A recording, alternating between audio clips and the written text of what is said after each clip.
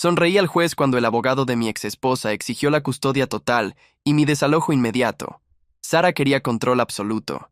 Quería la casa en Riverside, el Subaru 2018 y, lo más importante, a nuestro hijo de 7 años, Leo. Su abogado carísimo pasó 45 minutos ininterrumpidos pintándome como un padre ausente y negligente que priorizaba las horas extra en la planta de H-Vic por encima de su propia sangre. Informó en voz alta al tribunal que me había perdido las últimas 3 citas con especialistas pediátricos de Leo, y dejó eso flotando en el aire. No estaba mintiendo, me perdí cada una. En lugar de eso, pasé esas tardes sentado en la cabina sofocante de mi F-150, comiendo raviolis fríos directo de la lata de aluminio, calculando cuánto cable de cobre podía vender como chatarra el fin de semana. Estaba haciendo turnos dobles, 72 horas a la semana. Los nudillos los tenía siempre abiertos y la parte baja de la espalda me ardía como vidrio molido. Sara estaba sentada al otro lado del pasillo, con un blazer beige impecable, secándose unos ojos perfectamente secos con un pañuelo. Interpretaba a la madre sacrificada y agotada a la perfección. Le dijo al mediador que necesitaba desesperadamente $2,200 al mes de manutención porque los tratamientos de Leo que tenía que pagar de su bolsillo la estaban dejando en bancarrota. El juez me miró por encima de sus gafas de montura metálica. Se veía físicamente disgustado, un padre irresponsable, un estereotipo andante con botas de trabajo. Bajé la mirada hacia el linóleo desgastado de la sala.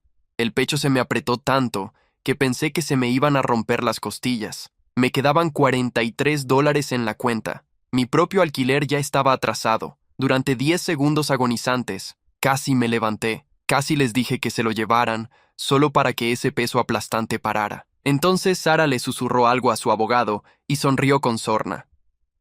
¿El demandado tiene algo que justifique esta negligencia?, preguntó el juez, con la voz cargada de un desprecio silencioso. No dije ni una palabra. Me puse de pie. Caminé despacio hasta el estrado y deslicé una carpeta manila, pesada y gastada, sobre el roble pulido. Dentro había 82 páginas de transferencias bancarias y recibos hospitalarios detallados, completamente al margen de las cuentas de Sara, pagados directamente a la unidad de oncología pediátrica. El juez preguntó por qué su nombre estaba en el GoFundMe viral, pero el mío estaba en los cheques de la quimioterapia. El juez no esperó respuesta. Abrió la carpeta sobre el escritorio con las 2 manos y bajó la vista hacia la primera página. La sala se quedó en silencio. No el silencio que había habido durante los 45 minutos anteriores, cuando el abogado de Sara hablaba y yo escuchaba mirando el linóleo. Este era otro silencio. El tipo de silencio que ocurre cuando algo cambia de dirección. Yo seguía de pie junto al estrado. No volví a mi asiento. Me quedé donde estaba, con las manos colgando a los costados y las botas de trabajo plantadas sobre el roble del piso. Los nudillos los tenía cuarteados por el frío de la planta. Me los había revisado esa mañana antes de entrar. La grieta más profunda, la del índice derecho, todavía estaba abierta. El juez pasó la primera hoja, luego la segunda. El abogado de Sara se inclinó hacia ella y murmuró algo. Sara no se movió. Tenía el pañuelo beige doblado sobre la palma de la mano, el mismo que había usado durante toda la audiencia para presionar unos ojos que en ningún momento lloraron. Ahora lo sostenía quieto, sin llevarlo a ninguna parte. La tercera hoja era el primer estado de cuenta bancario. 143 transferencias en 16 meses, todas desde mi cuenta. Todas con el mismo destinatario. Unidad de Oncología Pediátrica, Riverside Memorial Hospital. El juez se detuvo en esa página. No dijo nada. Siguió leyendo. Yo había estado en ese mismo tribunal 3 horas antes, cuando todavía era de mañana y las sillas del público estaban vacías. Entré antes que nadie. Me senté en el pasillo con la carpeta en las rodillas y esperé. Tenía $43 en la cuenta y el alquiler atrasado 12 días, y durante esa espera estuve a punto de levantarme 2 veces para irme. No porque tuviera miedo de perder, sino porque me costaba trabajo creer que iba a tener que explicar lo que había hecho para cuidar a mi propio hijo. Pero entonces, Sara había llegado con su abogado, y los dos caminaron hacia la sala sin mirarme, y el abogado llevaba un maletín que valía más de lo que yo ganaba en un mes de turnos dobles, y algo dentro de mí se asentó, como cuando aprietas una tuerca que llevaba tiempo floja. Me quedé. El juez llegó a la página 9. Era el primer resumen de tratamiento. El protocolo de quimioterapia de Leo, los medicamentos de soporte, El calendario de sesiones. Al margen de cada línea había un número escrito a mano. Era mi letra. Llevaba 18 meses anotando los costos de esa forma, en el mismo cuaderno donde llevaba el control de los turnos, porque era la única manera que tenía de saber cuánto me faltaba juntar cada semana. El seguro de la planta cubría el 60% del tratamiento oncológico pediátrico. El 40% restante era mío. Me perdí las 3 citas con los especialistas de Leo. Eso era cierto. El abogado de Sara no había mentido en ese punto, y yo no iba a contradecirlo. Esas 3 tardes las pasé en la cabina del F-150, con el motor apagado en el estacionamiento de un depósito de chatarra, comiendo raviolis fríos directo de la lata y calculando cuánto cable de cobre podía juntar ese fin de semana para cubrir la diferencia del mes. No fui a esas citas porque no podía perder esas horas. Cada hora que no trabajaba era un número que no cuadraba. Lo que el abogado de Sara no sabía, porque Sara no se lo dijo, era que esas 3 citas las había reprogramado, que había llamado al consultorio de la doctora Reyes yo mismo, desde la cabina del F-150, con el teléfono apoyado en el hombro mientras anotaba cifras. Que Leo no faltó a ninguna de esas consultas. Que simplemente fue con Sara en lugar de conmigo. Eso estaba en la página 16. El registro de asistencia del hospital, con fecha, hora y nombre del adulto acompañante. El juez llegó a la página 16. Al otro lado del pasillo, Sara bajó la vista hacia la mesa. Su abogado se removió en el asiento. Quiso hablar. No lo hizo. Llevaba la mitad de la audiencia construyendo un argumento que dependía de que esas 82 páginas no existieran. Y ahora el juez las tenía entre las manos y las leía con la misma atención con la que había escuchado 45 minutos de declaraciones cuidadosamente elaboradas. Sara me había dicho, en el último mes antes de que se volviera imposible hablar, que yo no estaba presente, que estar en la misma ciudad no era lo mismo que estar, que Leo necesitaba un padre que apareciera, no uno que mandara dinero como si eso fuera suficiente. Yo no respondí nada en ese momento, no porque no tuviera qué decir, sino porque Sara hablaba de aparecerme en los cumpleaños y en las mañanas de domingo, y yo estaba pensando en la factura del 3er ciclo de quimioterapia que vencía el jueves, y en los $400 que me faltaban para cubrirla. Eso no lo podía explicar de una forma que Sara pudiera escuchar. Y tampoco lo intenté. El GoFundMe lo lanzó 8 meses antes de que llegáramos al tribunal. Ayuda para Leo, guerrero de 6 años. La foto de portada era Leo en la cama del hospital, con una pañoleta azul en la cabeza y una expresión seria que él ponía cuando no quería que la gente supiera que tenía miedo. Sara había escrito la descripción de la campaña en primera persona. Hablaba de noches sin dormir, de formularios de seguros, de la soledad de enfrentar esto. Recaudó $11,000 en 19 días. Yo lo supe cuando una compañera de la planta me lo mostró en su teléfono durante el turno de noche. No dije nada. Seguí con lo que estaba haciendo. En esos mismos 19 días yo había hecho 3 transferencias directas al hospital. Sumaban $2,800. Eran los domingos. El depósito de chatarra, el cobre, los cálculos en el F-150. En 8 meses, mis transferencias directas al hospital sumaron $16,400. La campaña de Sara recaudó $11,000. Ambas cifras estaban en la carpeta. En páginas distintas, con documentos distintos. El juez iba a llegar a las 2. Llegó a la página 22. Se detuvo durante más tiempo que en las anteriores. Levantó la vista. No me miró a mí. Miró a Sara. Sara aguantó un segundo. Luego bajó los ojos. Su abogado se puso de pie. Su señoría, con respecto a la campaña de recaudación, la señora Hendricks actuó en todo momento con la intención de... No le he preguntado nada todavía, señor. El abogado se sentó. El juez pasó 3 páginas más. Luego cerró la carpeta con cuidado. La dejó sobre el escritorio y me miró directamente por primera vez desde que yo me había puesto de pie. Ya no era el mismo hombre que me había mirado por encima de las gafas de montura metálica 40 minutos antes, cuando su expresión dejaba claro lo que pensaba de un técnico de HVAC con botas de trabajo que se había perdido 3 citas pediátricas. Vamos a suspender la sesión 20 minutos, dijo. Cuando regresemos quiero que el demandado hable directamente. Golpeó el mazo. Me giré hacia el pasillo. Afuera el corredor estaba vacío. Me apoyé contra la pared y no hice nada durante un momento. La espalda baja me ardía. Llevaba 6 horas en esa silla, con los hombros tensos y la columna agarrotada de la misma forma que después de un turno doble, solo que sin el cansancio limpio del trabajo físico. Este cansancio era diferente. Era el cansancio de sostener algo sin que nadie lo vea. Saqué el teléfono. Tenía un mensaje de la mañana, de un número que no reconocí al principio y luego recordé. Era el teléfono de la vecina de Sara, la señora que a veces llevaba a Leo al colegio. El mensaje era de Leo. Lo había escrito él. Papá, hoy en el desayuno puse azúcar en mi cereal yo solo. Te quiero. Lo leí 2 veces. Guardé el teléfono. A través del vidrio de la puerta doble vi al abogado de Sara inclinado sobre ella, hablando rápido. Sara tenía la vista fija en la mesa. El pañuelo beige seguía en su mano, doblado en el mismo cuadrado exacto que al principio. No había llorado en ningún momento de la audiencia. Yo tampoco. Dentro de 20 minutos, el juez me iba a pedir que hablara. Sabía lo que iba a decir. Iba a ser corto.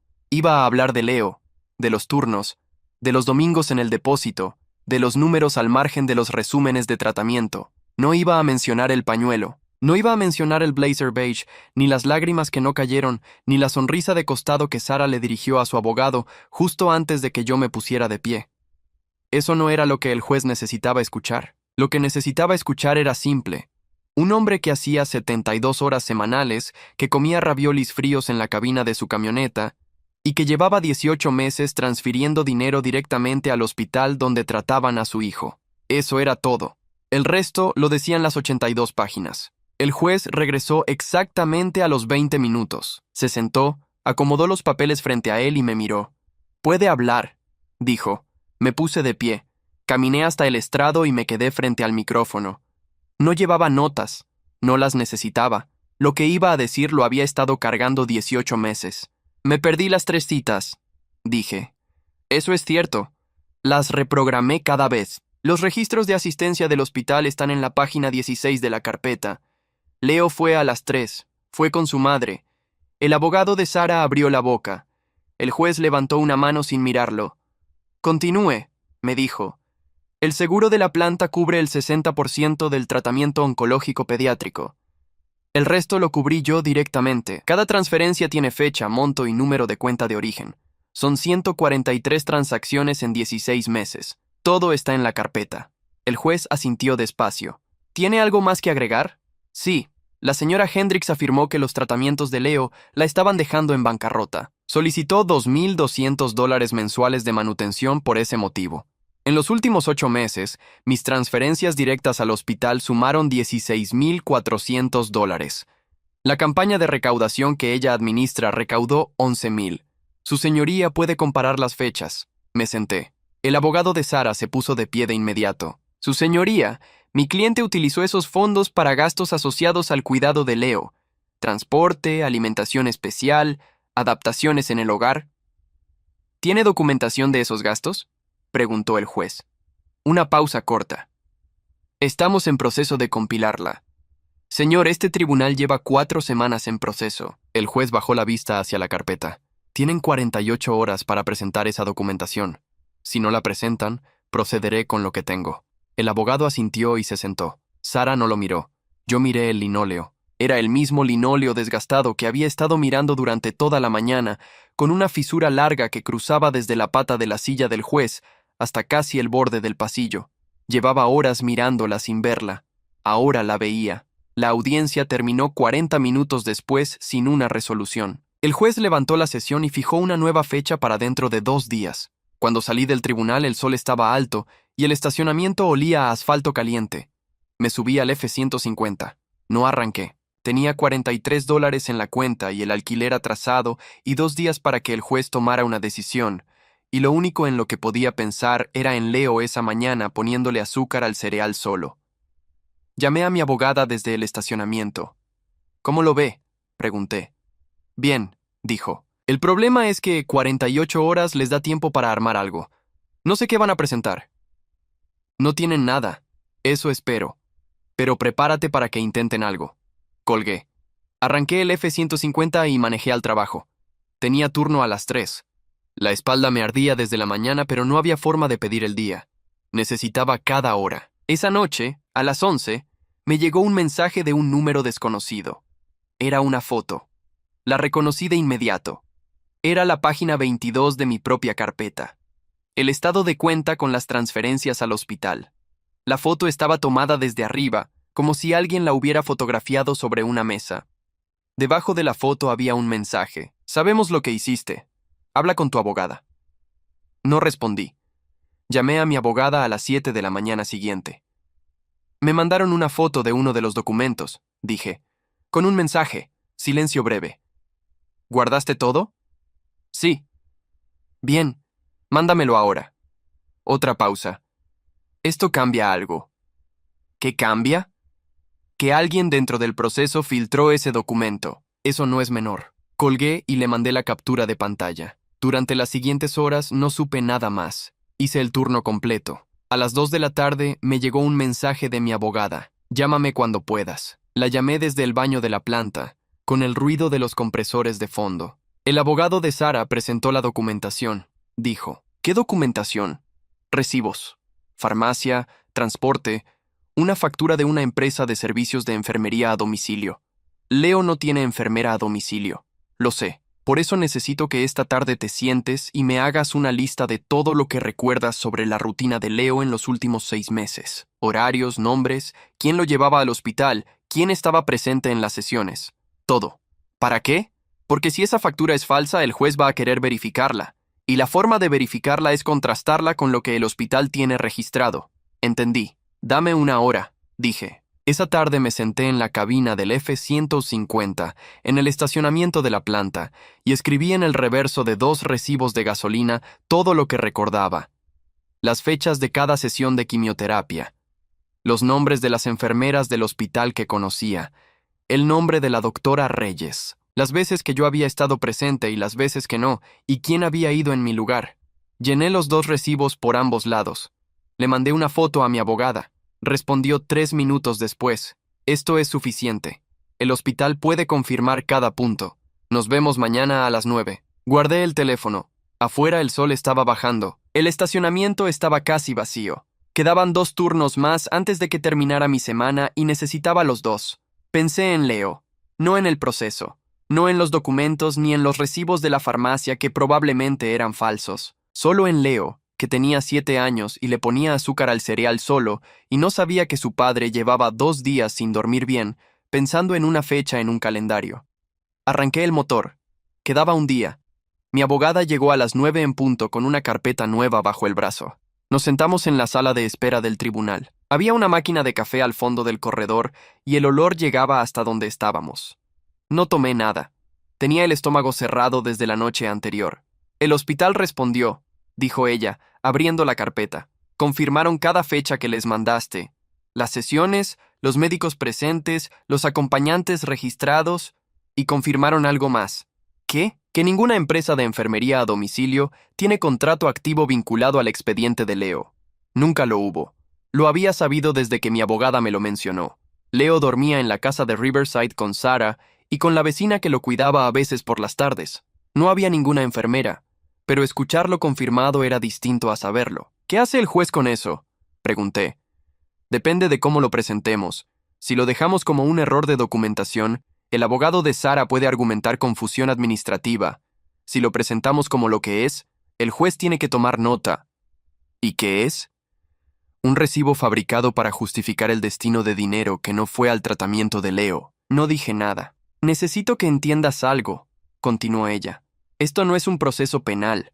El juez no va a sancionar a Sara por esto hoy, pero sí va a pesar lo que significa para la custodia. Un padre que pagó el tratamiento directamente y una madre que presentó documentación falsa para justificar fondos de una campaña pública. Eso tiene peso. ¿Cuánto peso? Suficiente. Entramos a la sala a las 10:30. El juez ya estaba sentado. Tenía la carpeta nueva del abogado de Sara abierta frente a él y 2 hojas separadas a un lado. Cuando nos acomodamos, me miró un momento y luego bajó la vista. El abogado de Sara habló primero. Presentó los recibos. Explicó cada uno con un tono tranquilo que claramente había ensayado. Transporte al hospital, farmacia, servicios de apoyo en el hogar. Mientras hablaba, Sara miraba hacia el frente con las manos juntas sobre la mesa. Cuando terminó, mi abogada se puso de pie. Su señoría, solicitamos al tribunal que contraste la documentación presentada con los registros oficiales del Riverside Memorial Hospital. Tenemos aquí la respuesta escrita del Departamento de Oncología Pediátrica, firmada por la coordinadora de expedientes, que confirma que no existe ningún contrato de enfermería a domicilio asociado al expediente del menor. Le entregó el documento al oficial de la corte, que se lo llevó al juez. El juez lo leyó. No tardó mucho. Levantó la vista hacia el abogado de Sara. Señor, ¿puede explicar la discrepancia entre este recibo y la confirmación del hospital? El abogado no perdió la postura.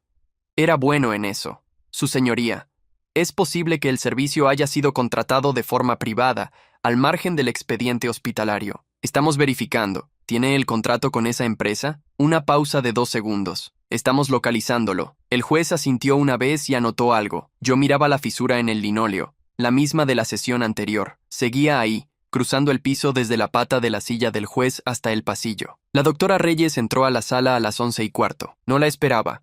Mi abogada tampoco me había dicho que vendría.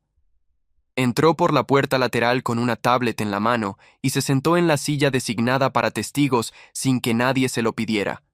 El juez la miró y asintió, como si su presencia ya estuviera coordinada. Doctora Reyes, dijo el juez, usted es la oncóloga pediátrica a cargo del tratamiento de Leo Hendricks. Así es, su señoría. ¿Puede confirmar quién realizó los pagos directos al hospital durante el tratamiento? La doctora abrió la tablet.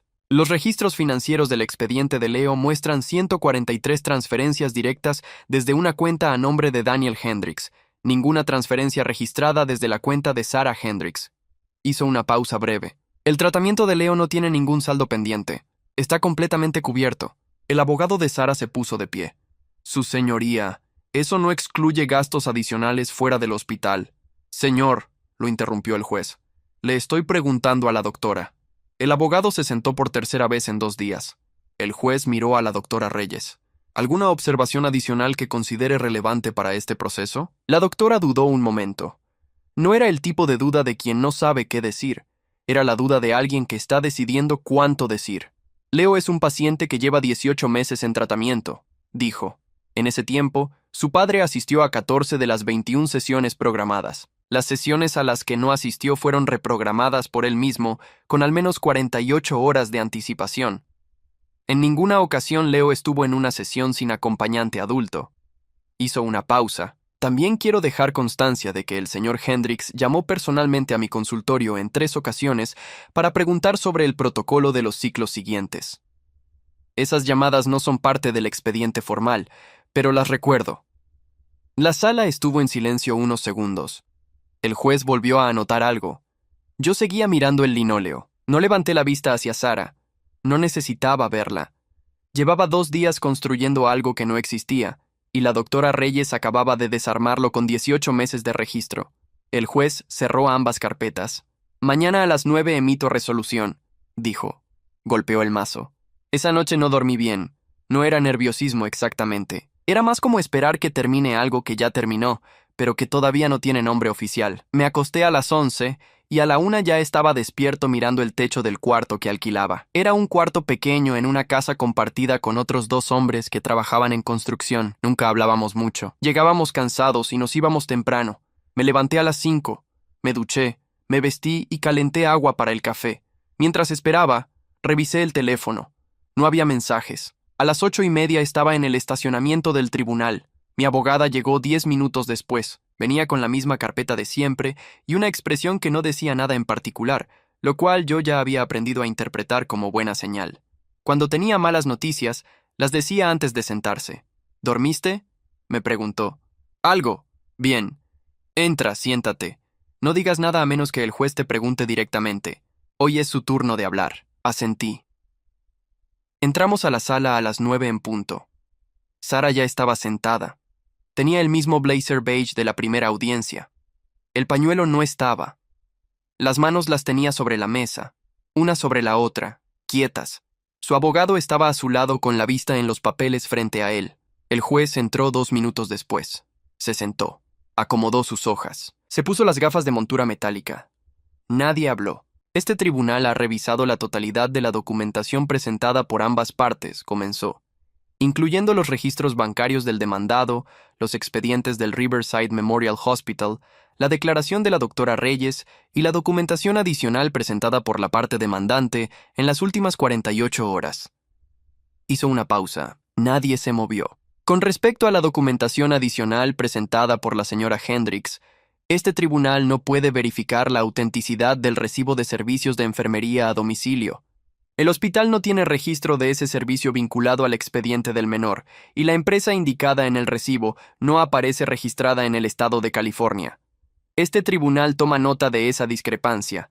El abogado de Sara no se movió. Sara tampoco. Con respecto a la custodia del menor Leo Hendricks, de 7 años, este tribunal considera los siguientes hechos establecidos. Primero, el demandado realizó 143 transferencias directas a la unidad de oncología pediátrica del Riverside Memorial Hospital durante 16 meses, cubriendo el 40% del costo total del tratamiento del menor. Segundo, el tratamiento del menor no presenta saldo pendiente. Tercero, el demandado reprogramó personalmente las 3 citas a las que no pudo asistir, y el menor asistió a todas ellas. Cuarto, la campaña de recaudación administrada por la señora Hendricks recaudó $11,000 en el periodo comprendido entre los meses de marzo y octubre del año en curso. Este tribunal no tiene evidencia documentada de que esos fondos hayan sido aplicados al tratamiento del menor. El juez bajó las hojas. La solicitud de custodia total presentada por la señora Hendricks queda denegada. Sara no reaccionó de forma visible. Se quedó exactamente igual que antes, con las manos una sobre la otra. Su abogado tomó nota en silencio. Este tribunal otorga custodia principal al señor Daniel Hendricks, con régimen de visitas para la señora Hendricks los fines de semana, sujeto a revisión en 90 días. La solicitud de manutención de $2,200 mensuales presentada por la señora Hendricks queda suspendida en tanto este tribunal revisa el destino de los fondos recaudados públicamente. El juez se quitó las gafas. El menor deberá ser entregado al señor Hendricks antes de las 6 de la tarde de hoy. La casa de Riverside permanece bajo el nombre de la señora Hendricks conforme al acuerdo de divorcio previo. Eso no cambia. Golpeó el mazo. Me quedé sentado. Mi abogada puso una mano sobre la mesa frente a mí, no sobre mi brazo, solo sobre la mesa, y dijo en voz baja, «Ya está». No respondí nada. Al otro lado del pasillo, el abogado de Sara le hablaba en voz baja. Ella escuchaba con la vista fija en algún punto de la mesa. En algún momento asintió una vez. Luego recogió su cartera, se puso de pie y caminó hacia la puerta sin mirar hacia donde yo estaba. Yo no la seguí con la vista. Miré el linóleo. La fisura seguía ahí, cruzando el piso de la misma forma que los 3 días anteriores. No había cambiado nada en ella. Era la misma grieta de siempre, solo que ahora yo iba a salir por esa puerta a buscar a mi hijo. Mi abogada me acompañó hasta el estacionamiento. «Tienes que ir a Riverside antes de las 6», dijo. «Lo sé. Si hay cualquier problema en la entrega me llamas de inmediato». «Está bien». Se fue. Me quedé solo junto al F-150. Saqué el teléfono y llamé al número de la vecina de Sara, el mismo desde el que Leo me había mandado el mensaje del cereal. Atendió la vecina. «Soy Daniel», dije. «El papá de Leo. ¿Está ahí?» Un momento. Escuché pasos. Luego la voz de Leo. «¿Papá?» «Hola, Leo. ¿Ya terminó lo del juez?» «Ya terminó». Silencio breve. «¿Ganaste?» No supe exactamente cómo responder eso.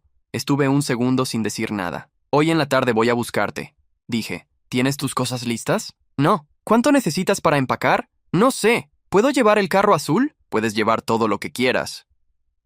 «Está bien», dijo. «Entonces sí estoy listo». Guardé el teléfono. Arranqué el motor y salí del estacionamiento. Tenía 7 horas. Llegué a Riverside a las 4:30. La casa era la misma de siempre. Jardín delantero con el pasto un poco largo, entrada de 2 autos, la maceta rota en el escalón que yo había dicho 3 veces que iba a reemplazar y nunca reemplacé. El Subaru 2018 estaba estacionado adentro. Me quedé en el F-150 un momento antes de bajar. No había hablado con Sara desde el tribunal. No hubo llamada, no hubo mensaje. Nada. Toqué el timbre. Sara abrió la puerta. Tenía ropa distinta a la del tribunal, jeans y una camisa azul. Sin el pañuelo, sin el blazer. Se veía diferente sin esas cosas. Más pequeña, de alguna forma. Me miró un segundo. «Está adentro», dijo. Se hizo a un lado. Entré. El living estaba igual que siempre. El mismo sofá, la misma mesa baja, el dibujo que Leo había hecho en preescolar enmarcado en la pared junto a la televisión. Un hombre, una mujer y un niño con el sol arriba. Yo estaba a la izquierda. Lo reconocí porque el hombre de la izquierda tenía botas marrones. Leo bajó las escaleras con una mochila en la espalda y una bolsa de plástico en cada mano. En la bolsa derecha asomaba una rueda del carro azul. «Papá». «Hola, Leo». Se paró frente a mí y me miró hacia arriba. Tenía el pelo un poco más largo que la última vez que lo había visto, 2 semanas antes. Estaba más flaco todavía, pero eso era el tratamiento, no era nuevo. ¿Puedo bajarme solo la mochila al carro? Sí. Pasó entre nosotros dos y salió por la puerta. Lo escuché bajar el escalón con cuidado. Me quedé en el living con Sara. Ella estaba parada junto a la pared con los brazos cruzados mirando hacia la ventana. Afuera se veía el F-150 y a Leo abriendo la puerta trasera para meter la bolsa. Va a necesitar ropa para la semana, dijo Sara. Le puse lo suficiente en la mochila, pero el miércoles tiene control con la doctora Reyes. Lo sé, tengo la fecha. Y le gusta desayunar antes de las 8. Si desayuna tarde no come bien. Lo sé, Sara. Silencio. Ella seguía mirando por la ventana. Hay cosas que no puedes saber, dijo. Cosas pequeñas. Cómo le gusta que le doblen las mangas, que no puede dormir si hay ruido en el pasillo, que desde el segundo ciclo de quimio no tolera el olor a ciertas cremas. No respondí de inmediato. Afuera Leo había cerrado la puerta del carro y estaba parado junto al capó mirando la calle. Las voy a aprender, dije. Sara no dijo nada más. Bajó los brazos y caminó hacia la cocina. Volvió con una bolsa de papel doblada y me la extendió. Son sus medicamentos de la semana. Está todo anotado adentro con los horarios. La tomé. Gracias. Caminé hacia la puerta. Antes de salir me giré.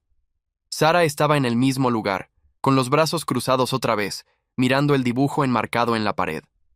El hombre con botas marrones a la izquierda. No dije nada. Salí. Leo estaba apoyado contra el F-150 con las manos en los bolsillos. ¿Nos vamos?, preguntó. Nos vamos. Abrí la puerta del copiloto y lo ayudé a subir. Cerré la puerta y rodeé el carro. Antes de subirme miré hacia la casa un momento. Sara estaba en la ventana del living. No nos estaba mirando a nosotros. Miraba hacia la calle, hacia ningún punto en particular. Subí al F-150. ¿A dónde vamos?, preguntó Leo. A casa. ¿Tu casa? Nuestra casa. Leo procesó eso en silencio durante unos segundos. ¿Tiene cuarto para mí? Sí. ¿Con cama? Con cama. ¿Y puedo poner el carro azul en el estante? Puedes poner lo que quieras en el estante. Leo asintió como si eso cerrara el tema. Miró por la ventana mientras salíamos del barrio. Yo manejé sin decir nada. El cuarto que había alquilado era el mío, pequeño, con una ventana que daba al patio trasero y una cama individual. Esa mañana, antes de ir al tribunal, había pasado por una tienda de segunda mano y comprado una cama plegable y un cobertor azul que era lo más parecido a algo de niño que había en el lugar. Lo había armado antes de las 7, con las instrucciones en el piso y los nudillos raspándose contra los tornillos. No era la casa de Riverside. No era el cuarto de Leo con sus cosas y su ventana y su estante lleno de carros. Pero era lo que había. Papá, dijo Leo sin dejar de mirar por la ventana. ¿Qué? ¿La doctora Reyes va a seguir siendo mi doctora? Sí. Bien. Pausa. Me gusta cómo huele su consultorio. No supe qué responder a eso. No dije nada. Leo tampoco dijo nada más. Manejamos el resto del camino en silencio. Cuando llegamos, Leo bajó solo y cargó su mochila sin que yo se lo pidiera. Entramos. Los dos compañeros de casa no estaban. El pasillo estaba tranquilo. Abrí la puerta del cuarto y encendí la luz. Leo miró adentro. Vio la cama plegable con el cobertor azul. Vio el estante vacío junto a la ventana. Vio la bolsa con el carro azul que él mismo había traído en la mano. Entró, puso la bolsa en el piso y sacó el carro. Lo colocó en el estante en el centro, solo. Lo miró un momento. Luego se giró hacia mí. Está bien, dijo. Cerré la puerta despacio y fui a la cocina a calentar algo para cenar. Abrí el refrigerador. Había 2 latas de ravioli en el estante de abajo, las mismas que había comprado el lunes, y no había tocado. Las saqué. Calenté las 2 en la misma olla. Cuando estaban listas, serví los 2 platos y los llevé al cuarto. Leo estaba sentado en la cama plegable mirando el carro azul en el estante. Le dejé el plato en las rodillas. Me senté en el piso con mi plato y comí. Leo comió también, sin decir nada. Cuando terminó me devolvió el plato. Papá, ¿qué? Mañana. ¿Puedo poner más carros en el estante? Sí. ¿Cuántos? Los que quepan. Leo miró el estante. Calculó algo en silencio. Caben muchos, dijo. Sí, dije. Caben muchos. 3 meses después, Leo tenía 12 carros en el estante. Los había ido poniendo uno por uno, cada vez que yo llegaba del turno y le traía algo de la tienda de segunda mano. No siempre eran carros. Una vez fue un camión de bomberos pequeño que costó 50 centavos. Otra vez fue un tren de plástico sin vías que él acomodó igual en el estante, apuntando hacia la ventana. Ese era su sistema. No me lo explicó nunca. Yo no pregunté. El cuarto seguía siendo pequeño. Eso no había cambiado. Lo que había cambiado era que yo había pedido en la planta los miércoles libres. El supervisor me miró como si le hubiera dicho algo en otro idioma. Le expliqué que mi hijo tenía control médico cada 2 semanas y que yo tenía custodia principal. Me dijo que lo iba a pensar. Una semana después me confirmó los miércoles. Perdía 4 horas de pago. Las cubría los sábados. El primer miércoles que llevé a Leo al hospital, él entró solo al consultorio como siempre hacía. Yo esperé afuera en las sillas de plástico del corredor. Había un hombre mayor al final del pasillo que leía una revista y una mujer con un niño más pequeño que Leo que dormía en su regazo. Nadie hablaba. Era el tipo de silencio que se instala en los lugares donde la gente espera noticias. A los 20 minutos salió la doctora Reyes antes que Leo y se paró frente a mí. El último análisis salió bien, dijo. Vamos a espaciar los ciclos. Si los próximos 2 resultados se mantienen, hablamos de reducir la frecuencia del tratamiento. No supe qué decir durante un momento. ¿Bien quiere decir qué exactamente? Pregunté. Quiere decir que está respondiendo. Hizo una pausa. Es un buen resultado, señor Hendricks. Asentí. Ella volvió adentro. Yo me quedé en la silla mirando el piso del corredor hasta que salió Leo con la mochila en la espalda. Traía también la botella de agua vacía que le habíamos comprado la semana anterior. ¿Qué te dijo? Le pregunté. Que estoy mejorando. Se encogió de hombros. Y que tengo que tomar más agua. Pero se me olvidó traer la botella llena. La llenamos en el bebedero antes de salir. ¿Está aquí adentro el bebedero? Al fondo del corredor. La llenamos. Leo tomó la mitad antes de llegar al ascensor. Esos miércoles se fueron volviendo parte de la semana de la misma forma que el turno y los sábados.